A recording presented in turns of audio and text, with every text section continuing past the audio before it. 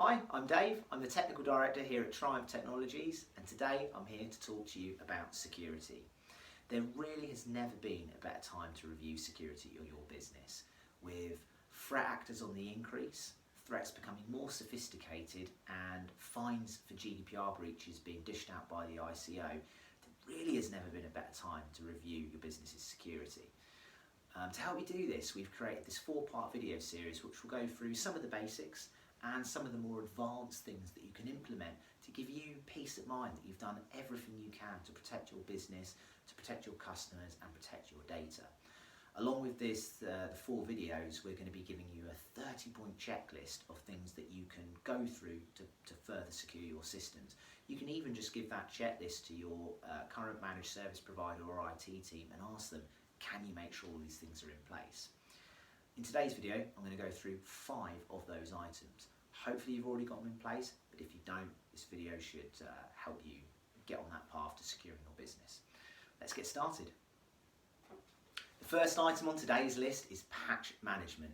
Patch management refers to the type of technology that will automatically deploy patches to your core operating systems, such as Windows 10 and Apple OS X, but as well it will deploy patches to commonly used software, such as Microsoft Office and Acrobat Reader.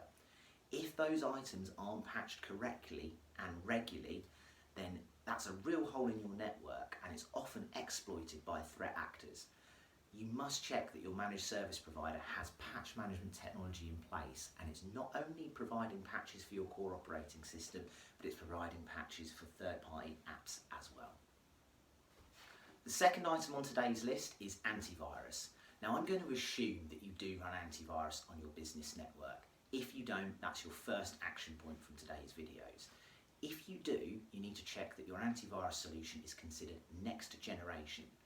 The term next generation refers to a new suite of softwares that are protecting against current threats. Next generation is also sometimes called advanced threat protection.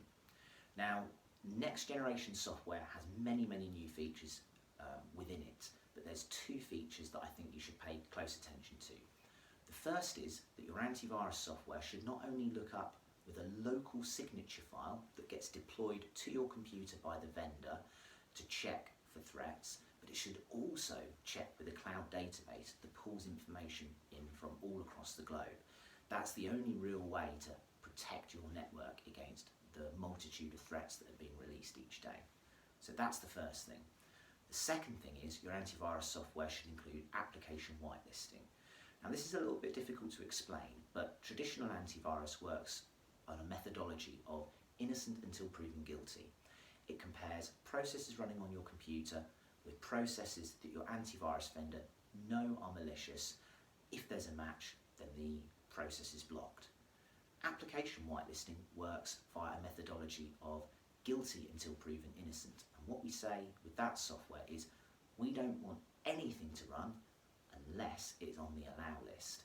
As you can imagine, this makes your antivirus software extremely secure.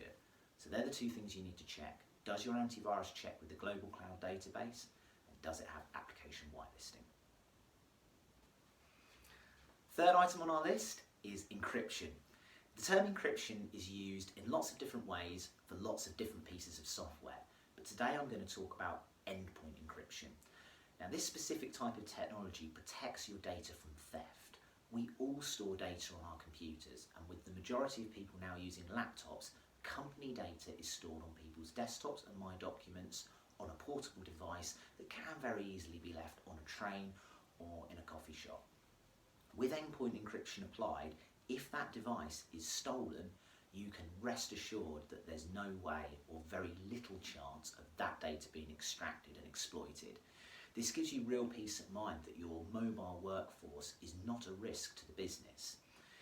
For Windows computers, that technology is called BitLocker, and for Apple computers, that technology is called FileVault. Make sure that your managed service provider is applying encryption to your endpoints and that that encryption is monitored and the recovery keys are securely stored. The 4th item on today's list is multi-factor authentication. Now, before I explain what multi-factor authentication is, it's worth knowing that most of the breaches that we've seen over the last 3 or 4 years are because a threat actor has guessed a password to a user account. It's very easy to guess a username, so once they've got that, they've got the two pieces of information that they need to access an account. Multi-factor authentication, or MFA for short, protects you from that type of attack, because not only is a password needed to get into an account, but once MFA is enabled, the user will have to approve that access on their smartphone as well. And when the account is accessed, a little message will pop up saying approve or deny.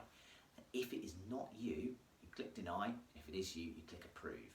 It's a very slick technology, it's very unintrusive, it doesn't interfere too much with your workflow.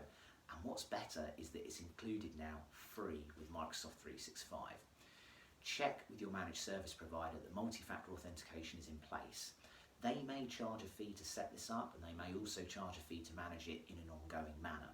But it really is the one technology that you should consider implementing, because it provides such a high level of security for such a small cost. The final thing I want to talk to you about today is end user security training. This is a blind spot for most businesses. Most businesses spend all their security budget on the standard things: antivirus, firewalls, anti-spam, multi-factor authentication, encryption and the like. But what they don't invest in is end user security training.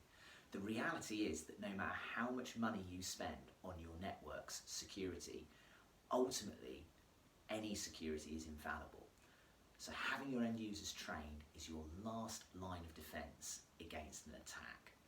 This type of training is not delivered in a stuffy classroom environment. It's delivered via a series of engaging, online, bite-sized training videos that make understanding these technical concepts really, really easy and ensure that your team are trained against the latest threats. Thanks for watching today's video. I really hope it's been helpful. I really do enjoy helping you protect your businesses and keeping your systems secure. Keep an eye out for the next video. There's going to be loads more really useful information. Take care. See you soon.